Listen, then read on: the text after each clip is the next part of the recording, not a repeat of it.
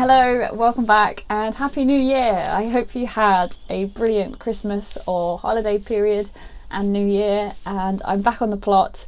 I'm standing because I'm just full of so much energy today. I hope I'm not going to be too unbearable, but it's a really sunny day. It's kind of cold, we had a frost last night, but for the start of January it's been really wet and windy. We've had quite stormy weather and it's just been a little bit chaotic, so to be here on the plot on a Saturday, I think it's the 17th today, and just have such glorious sunshine, I just can't wait to get on with a few jobs and chat with you and also have a little tour around the plot to see what's new. So we're at the start of a brand new year now, and I've had so many ideas just going through my head of things that I want to do, and I've just started to journal again, and it's something that I tried last year and I kind of failed miserably. I'm using the bullet journal system, and I think last year I just got too bogged down with the look and design and style of it, because if you go on social media you get some really artistic designs, and I was trying to stay away from that, but I got sucked in, and then I didn't journal or write notes because I don't know, I was too scared to put the pen on the paper, I guess. So I'm stripping all that away and just using it as a functional tool, which is what it should be, as a calendar for my to-do lists, for any ideas, for designs and sketches, anything like that that I just need to get out of my mind and onto paper so that I don't forget it.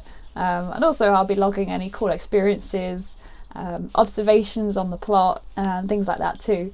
So hopefully that will keep me more organised this year, because I'm just raring to go. I'm like full steam ahead right now, and I've got loads of ideas that I want to work on.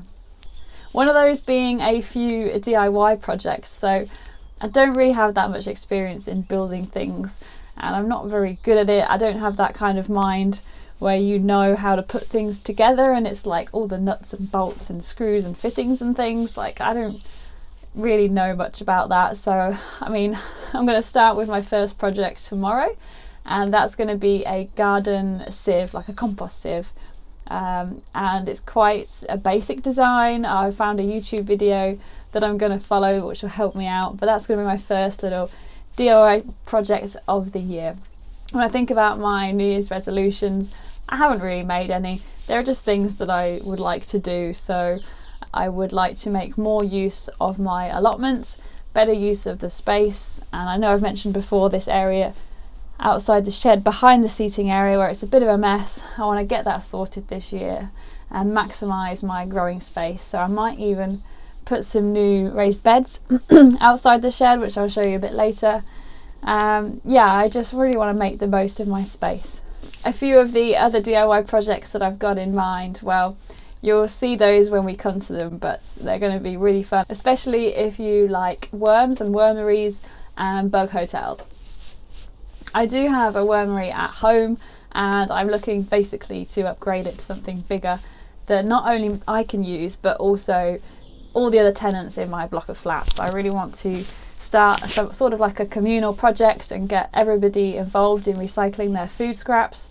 So I have a wheelie bin that I'm going to try and convert into a wormery.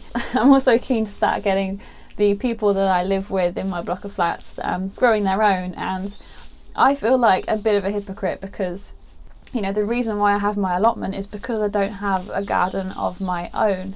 Now, whilst that is true, I don't own my own garden. I do have a shared communal space where my block of flats is. It's a paved kind of courtyard area. It's not very nice, and it's next to a very, very busy road. So to me, when I was looking at it to begin with, when I got my allotment, you know, it didn't feel like a garden. It wasn't somewhere you'd sit and relax, and I never saw it as a garden. But in actual fact, I can use that space, and I'm privileged that I do have that space. Some people don't even have a balcony, and I need to make use of that. And so I'm going to encourage my other fellow tenants to start growing their own food.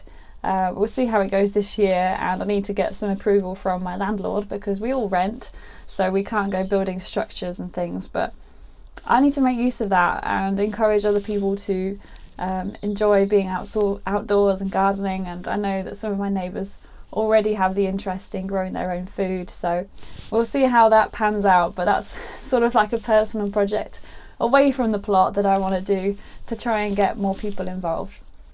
So what's new on my plot? Well, I've planted up a few containers, I've sown some sweet peas, and well, it's been a bit wet to do anything else, but I'll show you around.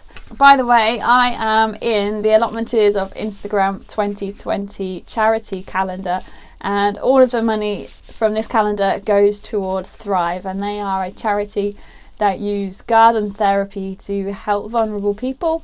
And I am in the month of April. But look, there's my friend Rachel.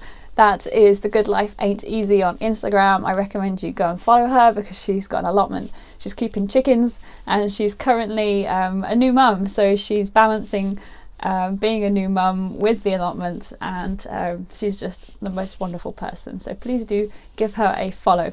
There's me in April planting out my onions.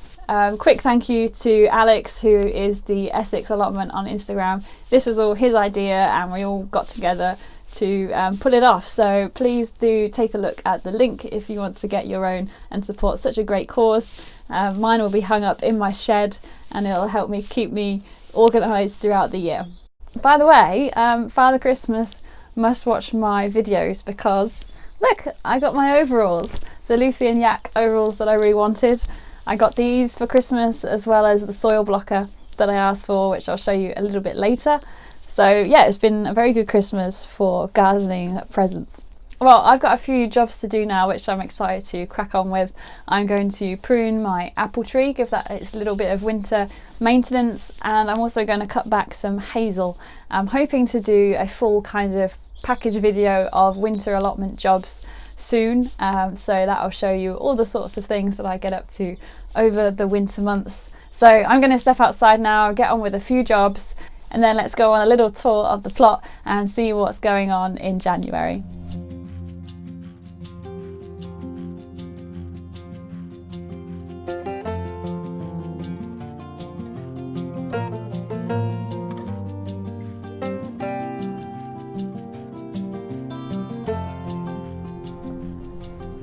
Let's see what's going on in the middle of January.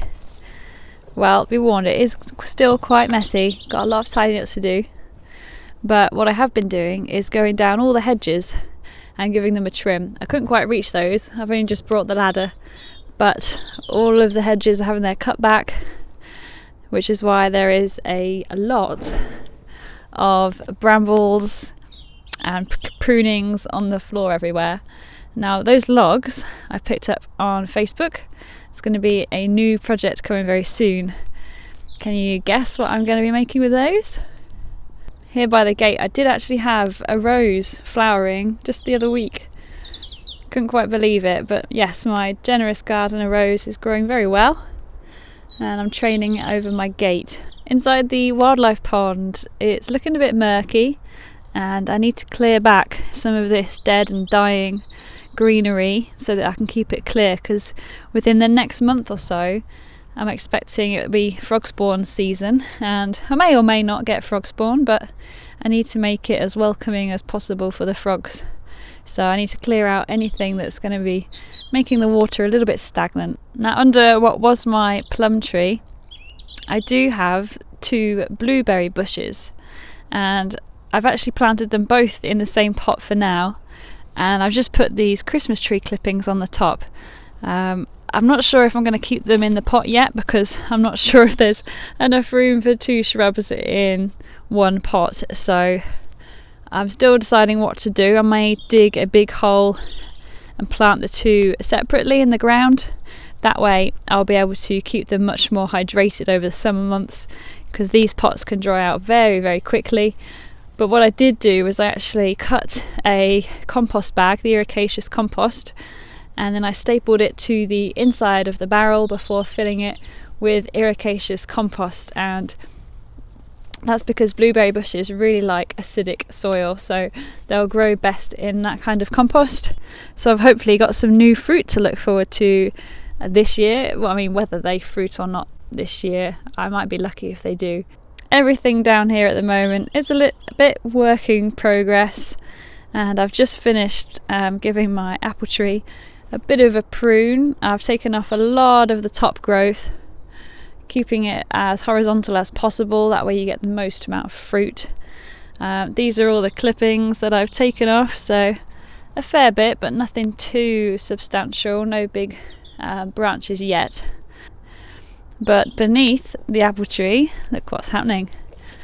We've got signs of spring already, because my rhubarb is shooting. This is an early fruiting variety, temporarily early, whereas this one, which I think is Victoria, is a much later fruiting, and that one hasn't yet. The one next to it is just starting to now. So what I haven't done yet is actually mulched it with some well-rotted manure, and that's a good thing to do at this time of year. So it has plenty of nutrients to see it into the new growing season. I've also just cut back all of my autumn fruiting raspberry canes. Autumn fruiters grow on the current year's growth, so all of that's just dead now, no use for it. So new canes will come up and fruit later in the year. We've also got the first daffodils shooting under here, and can you see the pink flower back there? My hellebores are coming into bloom as well. I've cut back all of the old leaves on this plant because they just flop over the ground and go black, and it's good to get them out of the way in case they could spread disease, because the new leaves will be coming next. But yeah, looking forward to these flowers opening fully. In the wildlife area, I've got lots of weeds coming up. I need to have a little bit of a weeding session down here at some point. I know I like it to be wild, but you've got to keep it tame and controlled. But if you find some of these, you don't want to get rid of that, because that is a young foxglove, so that'll reach about a metre and a half tall, likes growing in sort of shade, semi-shade, and the insects just love those flowers, and they're one of my favourites. Oh my god, I've still got a few campanula blooming on this white plant. That's crazy. Now just this afternoon I've cut back some hazel here, and all of the hedge around the back of the polytunnel and down the side. I did that last week. There's lots of brambles that I'll need to dig out because you want to keep the access really clear. And the carrot bed, that's pretty much empty now. I harvested the remaining carrots last weekend, had a good haul of my orange and the red samurai. My new little project is now finished, and this raised bed, I've crammed it full of spring bulbs, not that you'll know yet, but I also rodent-proofed it. So the base of the raised bed at the bottom has a very fine mesh stapled to it, and that's to stop any rodents from going underneath and digging up into the raised bed. So I then filled that with compost about halfway, and then I planted my spring bulbs, lots of daffodils and some tulips as well. And I'm risking tulips even though they might get eaten, because I've actually put in another barrier. So above the tulips, after I put some more compost, I put a layer of chicken wire, and that's to stop the rodents from going in and digging them up to eat them. So then I finally topped it off with a last layer of compost, and then filled it with these winter bedding plants. So I've got some heather, some pansies, and it's just a lovely mix of colours, lots of texture going on as well, and soon the spring bulbs will be popping up. This area is the area I'm so ashamed of right now, but this is the reality of allotments. You have this kind of thing. But my compost bin there is going to be moved much further back into the corner, and all of this area I'm going to work on over the next few months, I guess. And even up and round here, I want to make better use of this space. I did kind of save it for sort of building projects, if in case I wanted some open space. But actually I can put some raised beds here, and I can grow some more flowers and some more vegetables. So that's the plan for this area. And also I need to clear that back and make some better use of that area as well. So I just really want to make the most of all of the space on my allotment this year. Next to my bench I've got my galvanised planter. That's also got some spring bulbs in it, can't remember now. Planted this one a few weeks ago, and I've also filled that with some winter bedding as well. Now, looking at the beds, there's not a lot left in them. Got some leeks left, some celeriac, but oh my god, I've just noticed. Hallelujah! My garlic is actually starting to sprout, and I was beginning to think that it had just rotted away. But I planted these, was it in November or October? And look, they're finally coming through. Oh, that's a relief. That's such a relief. I've also just spotted a January calendula that's being very bold. We're going to have a hard frost tonight, so you might want to wrap up, mate. And down in my long dahlia border, well, I've got spring bulbs coming up here now. These are all just daffodils because some rodents came along and ate all the tulips last spring, just before they're about to bloom. So I've only got a few sort of daffodils kind of scattered around. So it's not going to be a mega display. Now, unfortunately, do you remember I sowed quite a lot of green manure? I put in field beans and I put in mustard as well. But the heavy rain we had absolutely battered the mustard and it didn't really grow after that. And the field beans have been eaten by mice, I think. So, unfortunately, all of my beds are now quite exposed to the elements, which is not what I wanted. I could cover them in cardboard or plastic, but I don't really want to harbour any sort of slugs. So I will be mulching them with some compost. Hopefully in the next 2 weeks I'm going to get a bulk order delivery, and I'll still be following the no-dig methods this year. But yeah, I've still got some leeks. Looking a little bit scrappy. Good old faithful chard. You'll always have chard no matter what else isn't growing. Oh yeah, this long border, by the way, I'm planning on using it for 2 lots of flowers this year, or 3 even. So I've got the spring bulbs that are coming up. I'm planning on putting some sweet peas along here, whether it's a fence or some teepees, I'm not sure what I'll make yet. And then I'll have the dahlias come sort of late summer. So I'm hoping to maximise the space in that way with my flowers. Not a lot happening in my raised sort of rockery dry stone wall bed. My Christmas wreath is there for some reason. But yeah, obviously I dug out the dahlias from here and I put in a lot of daffodils only this year, last year, so they'll be coming up soon. But yeah, I've done a lot of cutting back up here this afternoon. Can you see all that hazel that's on its side? Well, that was very, very tall, and I should have coppiced that last year so it didn't get quite so big. But you can coppice is when you cut back something like hazel or willow all back to the ground so that you'll have some fresh growth come up, and you can let them grow for a year or 2 and then cut them back again, and then use those sticks for things like growing your beans and your peas.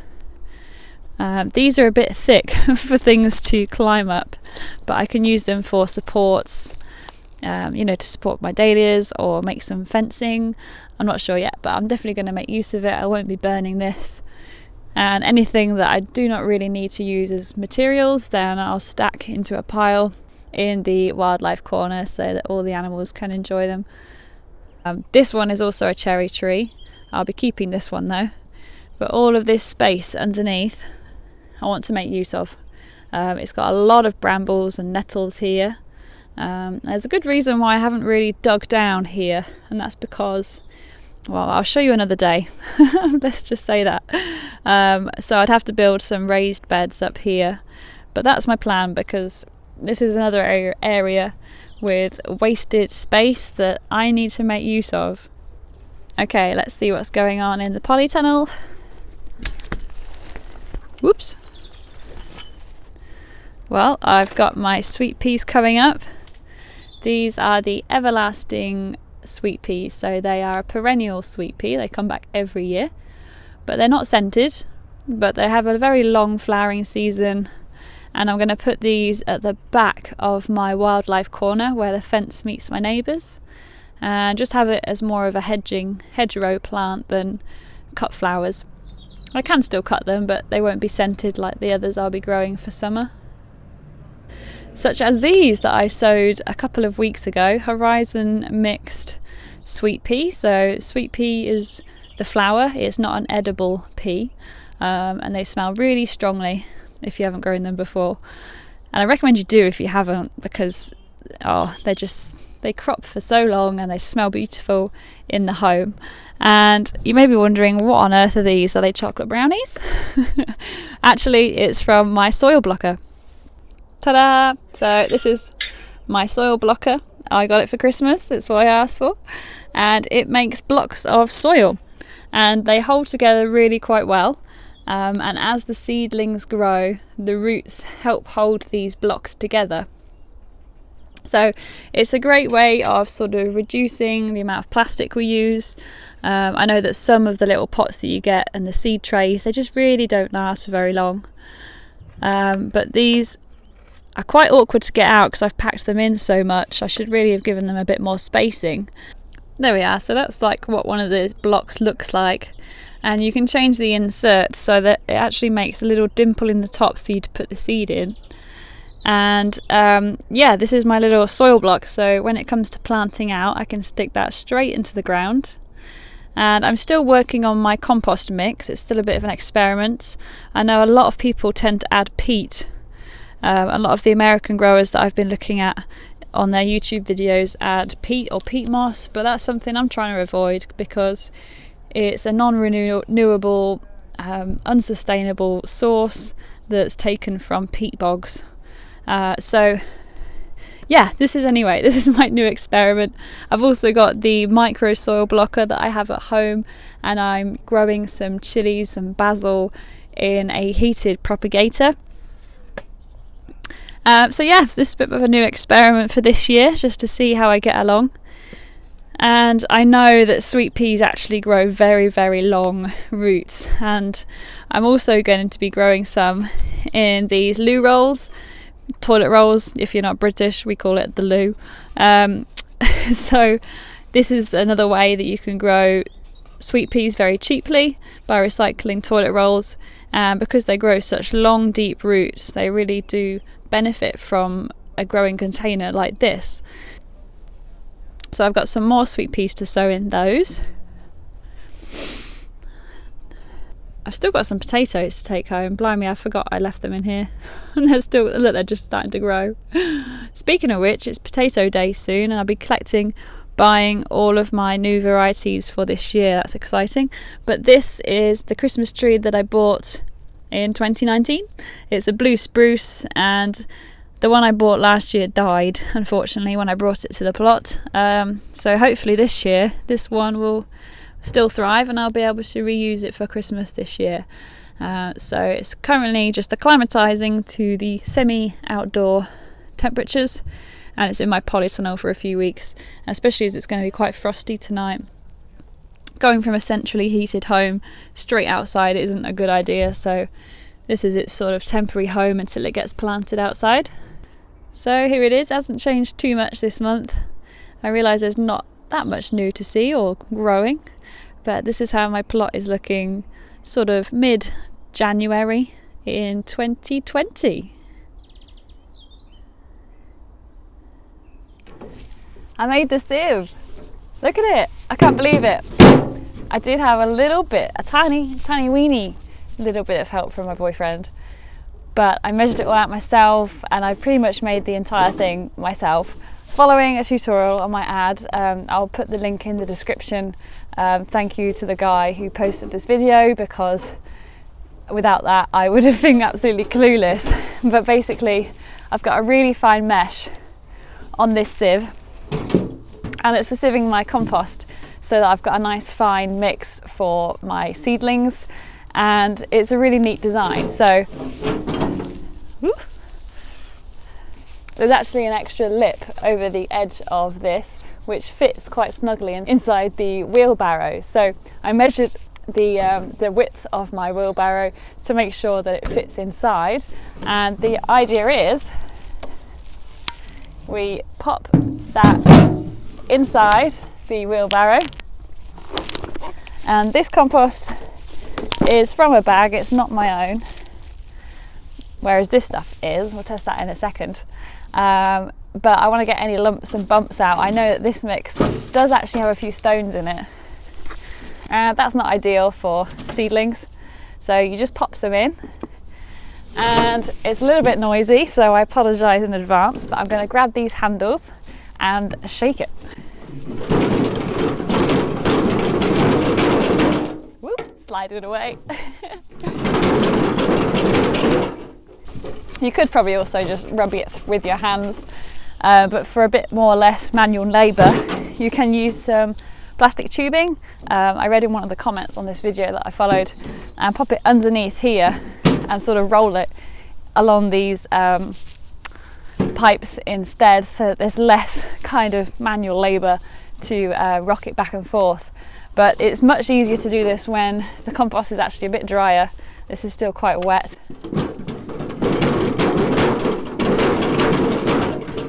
But you know, it stops all of these lumps, and underneath what is left is a really fine compost.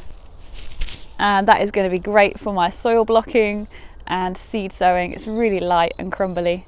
So I was over by the compost bin earlier trying to tidy up a little bit, and I've actually pulled out some of this from the bottom of my compost bin. I will actually be moving it at some point, so I do need to turn it and take it all out, but this is just a little bit of what's in there at the moment. It's mostly composted, but there are still some quite big twigs and things in there, which hopefully this sieve will stop.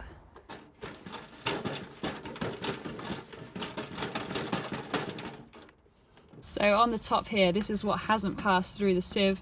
It's still quite chunky, it's a bit damp, which is why some of these clods haven't gone through. But lots of twigs and debris that's quite woody that hasn't yet decomposed, and underneath what has been sieved. So that's my own homemade compost, and look at all the nutrients in that. That's going to be full of life. It's really soft. Going to be lots of worm castings in there too, and my exposure is not working very well. Here we go. And that's going to be great for my plants. So I'm looking forward to moving my compost bin soon and getting more of this black gold out. I'm just feeling so positive and optimistic for this year. I think it's going to be a good year, and I really hope it is. I've got lots of ideas. I really want to make the most of my space, so I'll be growing more, hopefully, stressing less. I'm going to want to be more organised and productive, but I just want the longer days to be here now, and they're here gradually. I mean, it's getting dark at about 4:30 now instead of 4 o'clock. So slowly but surely the days are getting longer, but come March time, that's when we'll really be able to start doing more, because the clocks will go forward, so again an extra hour. I can get here after work and do all the things that I really want to do. I'd love to know in the comments, what's your New Year's gardening resolution, or what are you looking forward to growing most this year? I think for me, I want to make the most of my space, and I'm really looking forward to hopefully some blueberries if they actually fruit this year. But they might not, you know, they might need another year, but we'll see. Thank you very much for watching, and I'll see you next time.